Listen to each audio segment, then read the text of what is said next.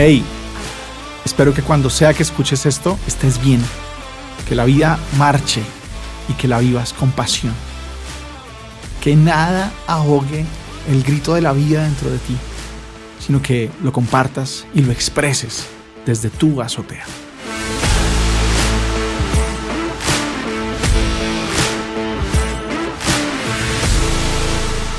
Comencemos. Un grito desde la azotea. Hay una imagen que me ha acompañado durante mucho tiempo. No sé si es exactamente una imagen o algo como lo que llamaríamos una visión en ese ambiente en el que crecí en la fe, que es el ambiente carismático, un ambiente en el que son posibles, pero además de alguna manera son promovidas ciertas manifestaciones fuera de lo normal en la relación con Dios y expresiones que no son tan comunes para buena parte del cristianismo y del catolicismo normal, que es más dado al silencio, más dado a la reverencia, más dado a una piedad pasiva.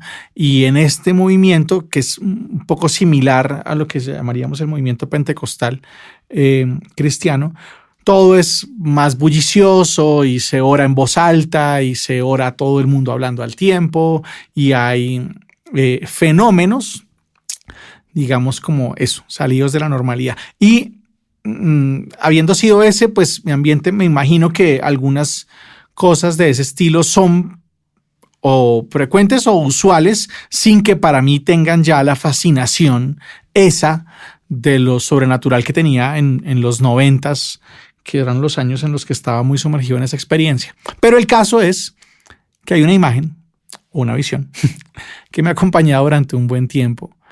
Y es que Dios se me parece a alguien que siempre está, que está conmigo, pero además como que va conmigo, que son dos figuras muy bíblicas, ¿no? Dios es el que está, pero también es el que va con, el que camina con.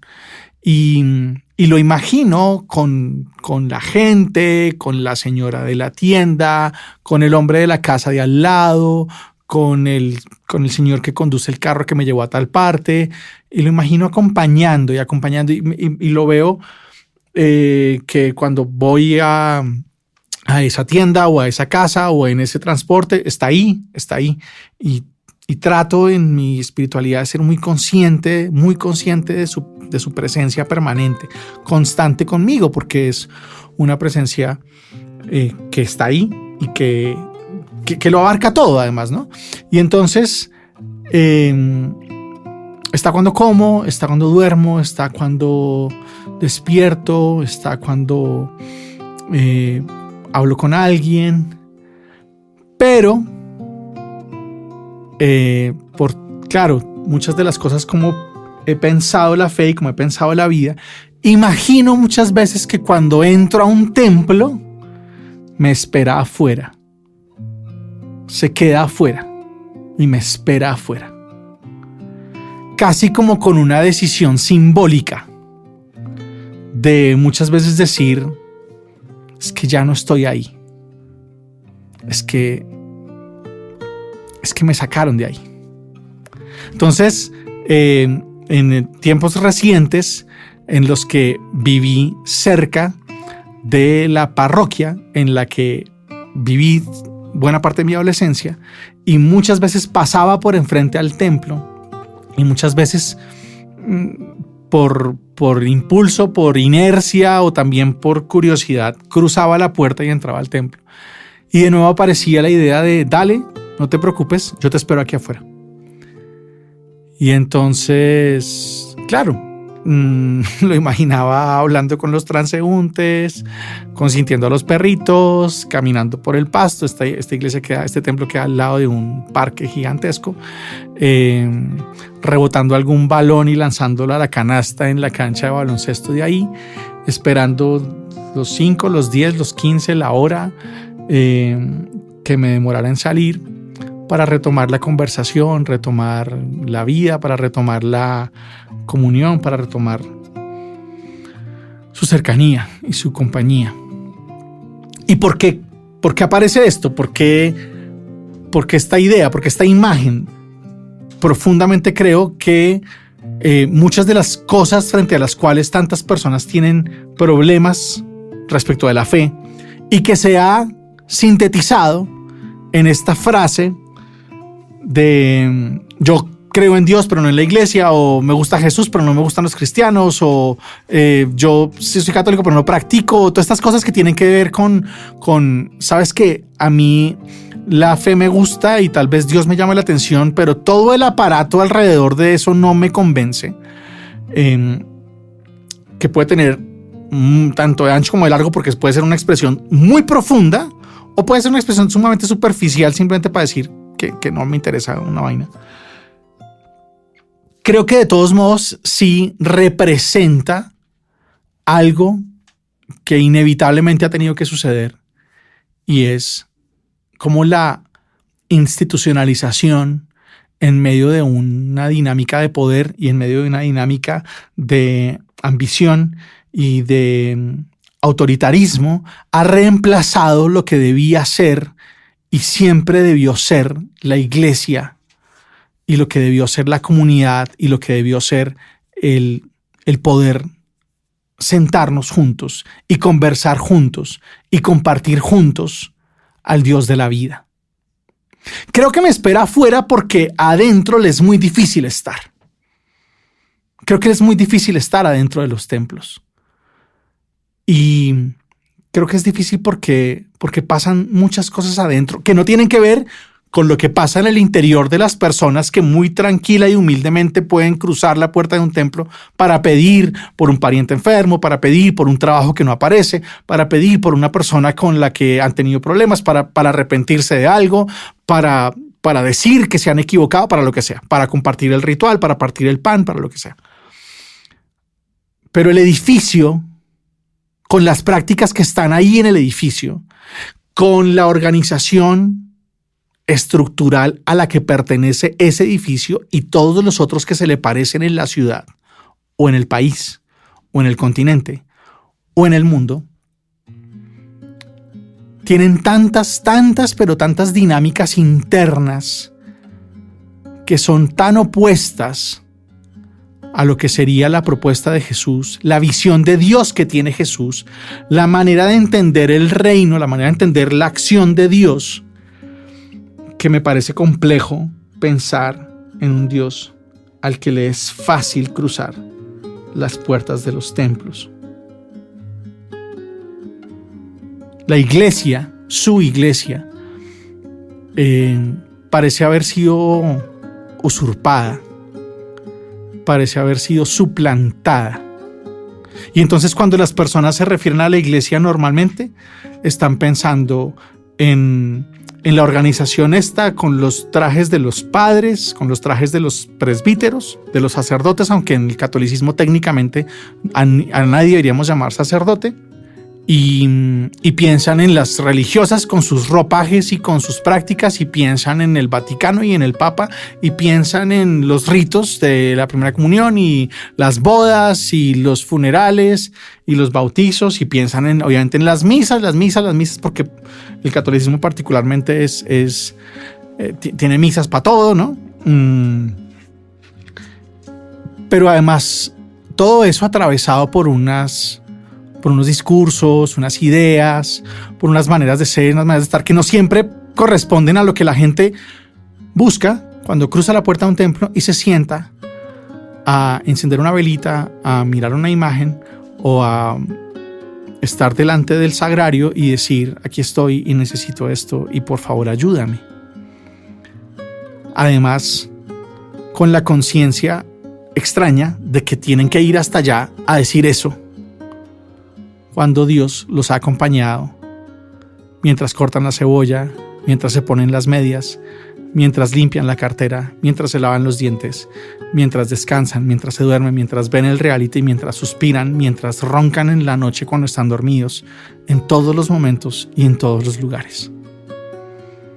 Pero esta usurpación le ha hecho creer a muchas personas que es allí en sus edificios, en los lugares en los que está concentrada esa presencia de Dios, y que hay que ir hasta allá y que hay que hacer esos procedimientos y hay que hacer esos rituales para conversar con el que muy probablemente nos está esperando afuera a que salgamos, a que terminemos nuestro procedimiento religioso y salgamos. Pero por otro lado, el organigrama, la estructura, sus dinámicas, sus políticas, sus intervenciones públicas, muchas veces dicen todo lo contrario y apuntan a todo lo contrario y sostienen ideas que no tienen nada que ver con Jesús de Nazaret, no tienen nada que ver con la tradición que abrazó y que representó y que lanzó en una dirección absolutamente trascendente y exagerada a Jesús de Nazaret con su amor hasta el extremo.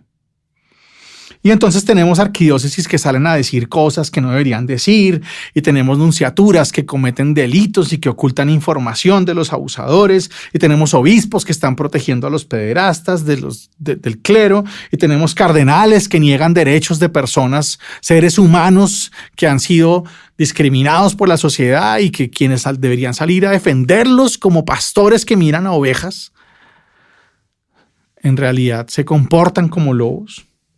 Y tenemos monseñores que atacan a los homosexuales de día, de noche, por la mañana, por la tarde, en la calle, en los salones, en sus entrevistas, en sus documentos,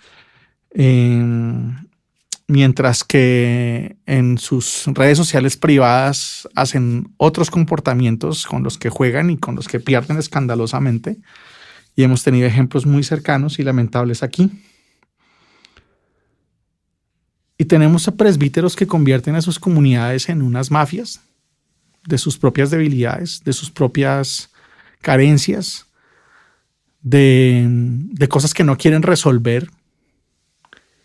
Y claro, tenemos congregaciones que viven toda su organización con mentiras y lo saben, pero lo van a ocultar hasta el final porque nadie puede decir eso en voz alta, porque les da pánico. Y tenemos padres obsesionados con ser llamados papás por sus creyentes, por sus fieles, por sus laicos, y haciendo cosas que ningún papá haría con sus hijos. Y gente que adula a sus autoridades eclesiásticas y en redes sociales católicas que persiguen a poblaciones enteras y que odian al Papa y que se burlan de las iniciativas que tiene para intentar que esta iglesia se parezca al Dios que nos espera afuera de ella, afuera de sus templos, cada vez que entramos a cumplir con esos procedimientos religiosos que nos convencieron que eran necesarios para encontrarnos con Él que nos ha acompañado todo el tiempo, todo el día, en todo momento. Con Él que ha estado en la casa y en el sueño y en las tardes en las que estamos compartiendo con personas, y Él que nos ha acompañado mientras estamos hablando con alguien que nos interesa y mientras que estamos en silencio pensando la vida. Todo el tiempo está. Pero sin embargo lo buscamos allá en la institución. Y esa institución muchas veces lo que ha hecho es suplantar a la comunidad de hermanos que cuando se reúnen, en donde sea, 2 o 3, Él está ahí. Y esa comunidad que cuando cada uno en su casa cierra la puerta y habla con Él está ahí. Cuando pensamos en la iglesia, muchas veces pensamos en eso, en esos hábitos, en esos templos, en esos procedimientos, en esas instituciones, en esos organigramas enormes, en su derecho propio, porque además tienen su propio derecho, su propia legislación muchas veces, y nada de eso es la iglesia. Nada de eso es. Se robaron el nombre. Usurparon el lugar y reemplazaron la fe con una palabrería escolástica con la que llenaron de definiciones todo lo que a alguien se le pueda ocurrir pensar sobre Dios, pero esa palabrería muchas veces no responde a las preguntas de cada persona que cruza la puerta de un templo y se arrodilla en una banca para decir: Dios, ayúdame. Inundaron el mundo con la sospecha de que hay algo malo en los seres humanos. y que todos tenemos que sospechar unos de otros y que tenemos que tener alerta porque nuestros pensamientos nos pueden hacer daño y las conversaciones nos pueden hacer daño y todo lo que hacemos nos puede hacer daño. Y ninguna de sus sospechas alimenta la esperanza de los hombres y mujeres que cruzan esas puertas diciendo: hey, acuérdate de mí, ya no puedo más. ¿Hasta cuándo, Señor?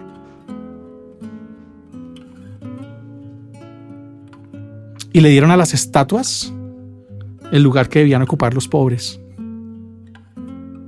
Y entonces nos enseñaron a rezarle a las estatuas y a prenderles velas para que nada cambie nunca. Mientras que esos pobres que llenan las iglesias y que lo buscan desesperadamente en esa institución que les promete alegría y les promete paz y les promete salvación, cuando en realidad les entrega procedimientos y muchas veces apariencias de bondad y de moral, esos que lo buscan son más portadores de su presencia que todos los agrarios juntos. Y entonces, cuando las personas pensamos en la iglesia, muchas veces pensamos en esa fachada irreal. Y por eso nos cuesta encontrarlo en las personas, porque nos tragamos un cuento que nunca debimos haber escuchado, pero que cuando lo escuchamos nunca debimos haberlo creído, y que si lo creímos siempre debimos haberlo dudado, debemos haberlo puesto en duda. Porque la iglesia son los hermanos, son las personas que dan su vida para que ningún ser humano, ningún excluido particularmente, se avergüence de estar aquí. Para que ningún poderoso se sienta tranquilo con las cosas como están. Para que todos se den cuenta que podemos dar un poco más para equilibrar la balanza de este mundo injusto. Son los que dan frutos, son los que se alegran, son los que siembran esperanza, son los que le dan una mano de apoyo. Y claro, algunos de esos están con hábitos y algunos de esos están con sus ornamentos eclesiásticos, algunos sí, pero no por el hecho de estar ahí ni de tener esa ropa puesta. Son iglesia. Son iglesia cuando aman, como aman los que no tienen los ornamentos. Son iglesia cuando apoyan, como apoyan tantas personas que están en las parroquias y que no tienen ninguna función dentro de la organización de la iglesia, ni de la parroquia, ni la vicaría, ni de la provincia eclesiástica, ni todo ese tinglado increíble de jurisdicciones en las que está dividida nuestra fe. Se activa la iglesia en cada persona que se da la mano, en cada persona que se preocupa por alguien y hace algo, en cada persona que decide que su amor, su perdón y su alegría serán extremas para contagiar. Y cada persona que nota que tanta gente que cruza nuestros templos, mientras Dios los espera afuera, tienen desesperación por escuchar algo que les traiga paz y que les traiga consuelo. Y se esfuerzan porque lo encuentren de alguna forma. Muchas de las cosas más importantes que pasan en la iglesia pasan fuera de los templos. Muchas de las cosas más importantes que pasan con el pueblo de Dios pasan fuera de las reuniones del catolicismo. Pero muchas veces no lo sabemos porque nos creímos el cuento de que esos templos y esas estatuas y esas ropas y esos procedimientos eran la iglesia, y esa no es la iglesia. Jesús, con su propuesta,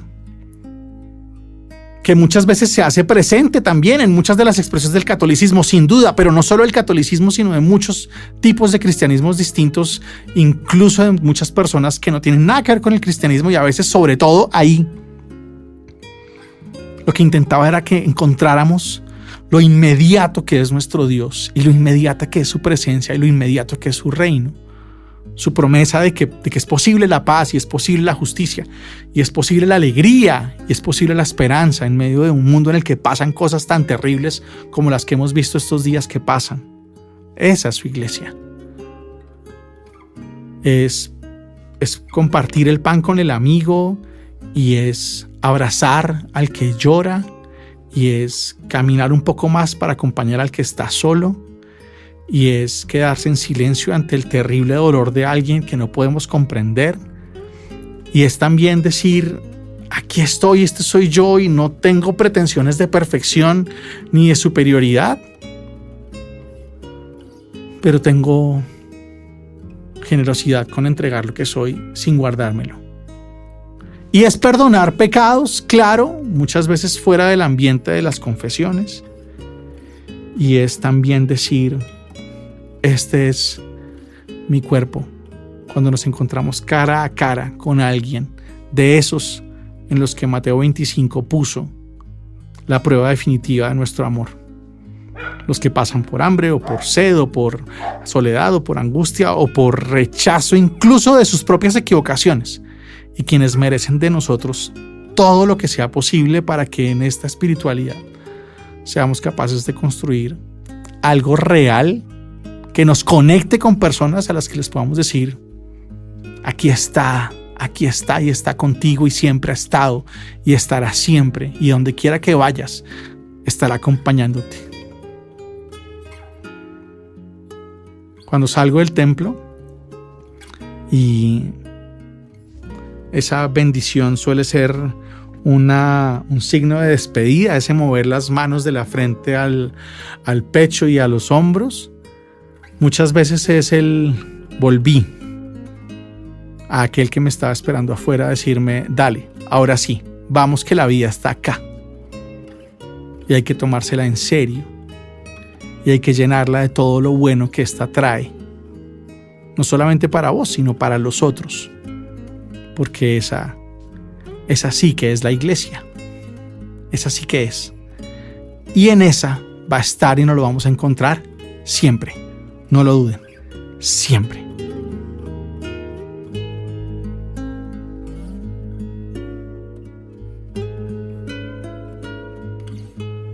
Un credo desde la azotea. En el credo católico decimos, creo en la iglesia, que es una santa católica y apostólica. Y me gusta mucho el giro que le he escuchado a algunas personas cuando explican estos textos de formulación de creencias, porque hablamos del Padre, hablamos del Hijo, hablamos del Espíritu, y hablamos de las cosas que creemos fundamentalmente sobre ellos, como Dios lo hace todo y Dios lo crea todo y lo inspira todo, y Jesús es la respuesta y es la salida definitiva de Dios, y el Espíritu vive en nosotros y es presencia de Dios en nosotros. Y en un giro interesante del lenguaje, algunos dicen, y todo esto lo creo en la iglesia. Es decir, lo que convierte a la iglesia no en un objeto de la fe, sino en el lugar donde la fe sucede. Y eso me parece fantástico. ¿Qué quiero decir? Que cuando digo creo en la iglesia, no estoy diciendo que tengo la misma confianza en esa organización que tengo en las otras cosas que he dicho antes, como el Padre, el Hijo, el Espíritu Santo, o en que efectivamente la vida y la muerte y la pasión de Jesús para mí son inspiradoras de salvación y vencen el mal y la muerte. No es un contenido de fe, no es un objeto de fe, sino que es el lugar donde esa fe sucede. Creo en la iglesia, quiere decir, y es aquí con estas personas son las que yo creo eso. Y me parece fantástico porque con mis hermanos y hermanas, y espero que ellos también conmigo, nos animamos a creer, nos animamos a confiar en el Dios de la vida, nos animamos a confiar en ese Dios que es sustento y es fuerza y es coraje y valentía para los retos y los desafíos de todos los días de la vida, pero también es descanso y es alegría y es frescura y es renovación cuando llegan los momentos de soñar y de crear y de innovar en nuestra vida y de arrancar iniciativas y proyectos y nuevas etapas, una cosa que todo el mundo disfruta mucho, aunque nos cause un poco de miedo. Eso que está ahí, ese creer y ese animarnos, sucede con esos hermanos. Y esa es la iglesia en la que creo. Y en esa iglesia creo en todas las cosas que para mí representan Dios y su presencia en nosotros, y su habernos mostrado su rostro en la vida y la historia y la palabra y el mensaje de Jesús de Nazaret. Razón por la cual no creo, o cada vez creo menos, en esta institución con sus oficinas y sus jerarquías y sus ropajes y sus eminencias y excelencias y santidades y sus señores superiores y sus hermanos superiores y sus madres superiores y todo ese lenguaje terrible que tiene que ver con una manera de concebir a personas como distintas y superiores a las otras, como mejores que todas las otras. Me es muy difícil y se nota. Y quiero mucho a gente que está en esos espacios.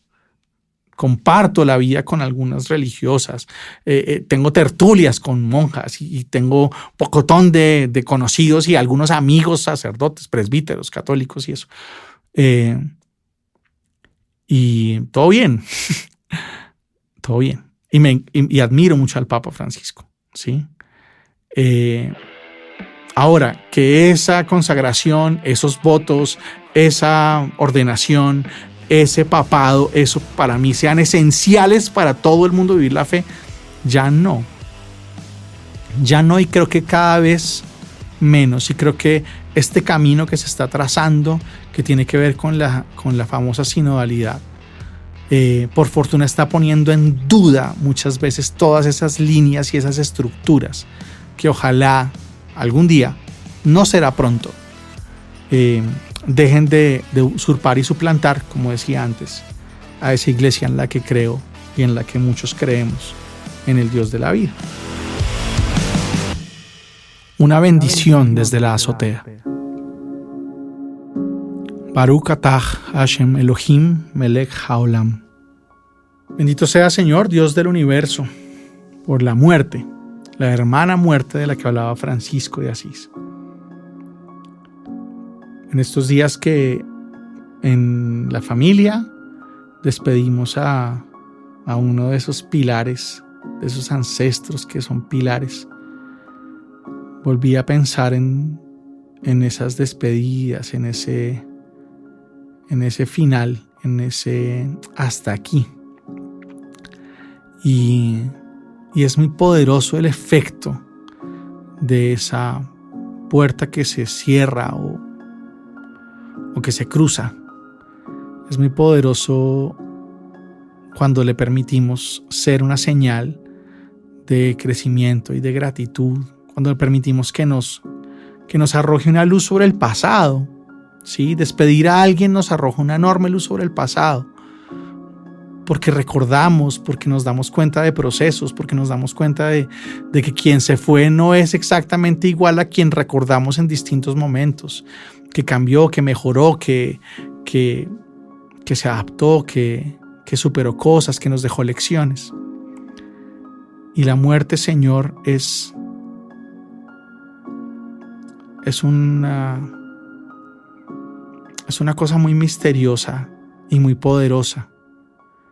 Y creo que si la vivimos en ti y la vivimos contigo y la vivimos desde lo que vos nos muestras, puede ser una hermosa señal sobre el pasado y una cosa muy inspiradora sobre el futuro, con todo y las lágrimas y los vacíos, pero también con la confianza de que nada se termina ahí. Bendito sea, Señor.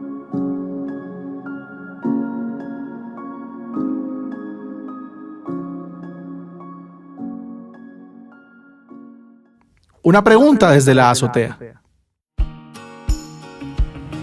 Pregunta Juli: ¿qué sabemos del cielo? Lo primero que quiero decir es que un poco por ahí es el tema del episodio 22. Entonces, te lo recomiendo. Pero esa es una fantástica pregunta que yo creo que muchas personas nos hacemos, y un poco por lo que era la pregunta, el tema de la bendición, el tema de la oración de hace un ratito. ¿Qué sigue, no? ¿Qué pasa después? Y yo creo que no hay nada que decir, nada, porque no sabemos nada, porque ni idea. Pero hay mucho que esperar, ¿sí? Hay mucho que esperar, hay mucho por qué apostar. Y todo ese mucho que podemos apostar tiene que ver con quién es Él, ¿Quién es Él? ¿Quién es el Dios en el que creemos? ¿Quién es el Dios que creemos que está ahí, al otro lado de esa puerta de la muerte? Y el cielo creo que tiene mucho que ver con eso, ¿no? Con todo lo que Él es, todo lo que Él es, inundando todo lo que yo soy, ¿sí? Todo. No sé, si vos crees que Dios es una enorme y poderosa alegría en la que puedes confiar, bueno, imagínate esa vaina atravesándote completamente, porque hoy tenemos resistencia, tenemos dudas, tenemos conflictos y a veces nos dejamos encapsular por el estrés y por una cantidad de cosas y no siempre le es posible a esa alegría inundarnos. Pero cuando crecemos esa puerta no habrá 1 milímetro de resistencia y entonces nos va a atravesar todo lo bueno, todo lo genial, todo lo fantástico, todo lo milagroso, todo lo gracioso, todo lo divertido, todo lo bondadoso, todo lo que Dios es y que nos inspira hoy tanta confianza. Toda su apuesta porque estemos bien. Vamos a estar bien al 1000%. Esa es la apuesta por la que podemos esperar. Decir que no creo que nadie debería arriesgarse a eso, ¿no? Pero creo que tenemos un Dios que nos ha demostrado profundamente que nos ama bien, que nos ama bonito. Y vamos a tener muchas oportunidades de sentir ese amor bonito, tocándonos los huesos. Y si eso lo multiplicamos por el infinito y por la eternidad, más o menos ahí hay una idea. Más o menos. Hay una idea del cielo.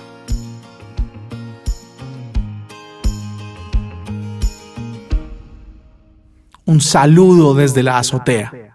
Bueno, un saludo desde la azotea para Noah Alarcón. Noah Alarcón ha sido, desde este lado del espectador, pues ha sido un descubrimiento impresionante, no solamente para mí, sino para varias personas a mi alrededor. Y es una mujer española que escribe y hace podcast y que tiene una visión muy, muy interesante del cristianismo desde la perspectiva protestante. No sé exactamente de qué línea, pero sí, pues es una cristiana increíble. Y ha sido para mí absolutamente sorprendente encontrarme con su podcast, con sus podcasts. Tiene al menos 2 que conozca yo, que están súper recomendados: El Camino y Los Teólogos. Y ha sido realmente impresionante escuchar a esta mujer, escuchar sus reflexiones, sus ideas, la generosidad con que las comparte, la seriedad con que las comparte en medio de muchas cosas raras y chistosas y disruptivas y muy cotidianas, pero profundas, muy profundas. Y desde aquí un saludo para Noah Alarcón y sus podcasts, El Camino y Los Teólogos. Termina así el episodio de hoy. Gracias por escuchar, gracias por compartir. No olviden que nos pueden escribir en La Azotea Podcast en Instagram y que nada ahogue el grito de la vida que llevan dentro. Al contrario, que lo puedan compartir y expresar desde su azotea.